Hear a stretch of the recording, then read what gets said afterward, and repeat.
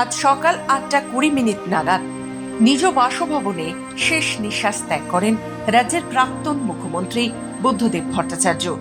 এই দুঃখ সংবাদ চাউর হতেই শোক প্রকাশ করেন অনেকেই। ইতিমধ্যে রাজ্যের তরফে পূর্ণ দিবস ছুটি ঘোষণা করে সরকারি ছুটি দেওয়া হয়েছে। আজ রাজ্য জুড়ে শোকস্তব্ধ রাজনৈতিক মহল থেকে শুরু করে সাধারণ মানুষ। এদিকে বৃহস্পতিবার শিলিগুড়িতে এসএফআই দার্জিলিং জেলা কমিটির ডিআই অফিস অভিযানের ডাক দেওয়া হয়েছিল। তবে প্রয়াত প্রাক্তন মুখ্যমন্ত্রী বুদ্ধদেব ভট্টাচার্যের এই শোক সংবাদে সেই অভিযান বাতিল করে দেওয়া হয়। তার পরিবর্তে শিলিগুড়ি কলেজ পাড়ার ডিআই অফিসের সামনে এসএফআই এর সদস্যরা প্রয়াত প্রাক্তন মুখ্যমন্ত্রী বুদ্ধদেব ভট্টাচার্যের স্মৃতির উদ্দেশ্যে শ্রদ্ধা নিবেদন করেন।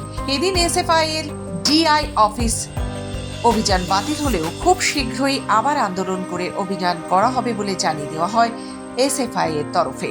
সেল করলাম এই কারণেই যে আজকে আপনারা প্রত্যেকেই জানেন যে আমাদের রাজ্যের প্রাক্তন মুখ্যমন্ত্রী, এই রাজ্যের বামপন্থী ছাত্র এবং যুব আন্দোলনের অন্যতম শীর্ষ নেতৃত্ব, আমাদের সকলের অভিভাবক, আমাদের সকলের নেতা কমরেড বুদ্ধদেব ভট্টাচার্য আজ সকাল 8:20 নাগাদ প্রয়াত হয়েছে। আমরা গোটা রাজ্য জুড়ে আমরা আজকে শোক দিবস পালন করছি। গোটা রাজ্যে বামপন্থী কর্মীরা শোকাহত, বামপন্থী ছাত্র যুবরা বিশেষত আমরা আরো বেশি করে শোকাহত। কারণ যে মানুষটি এই রাজ্যের বুকে যুবক, বেকার যুবকদের কাজের জন্য সবথেকে বেশি লড়াই করেছেন, যেই মানুষটি এই রাজ্যের বুকে ছাত্রদের পড়াশোনার অধিকারকে সুনিশ্চিত করতে সবথেকে বেশি লড়াই করেছেন, সেই মানুষটি আজকে আমাদের সকলকে ছেড়ে চলে গেলেন।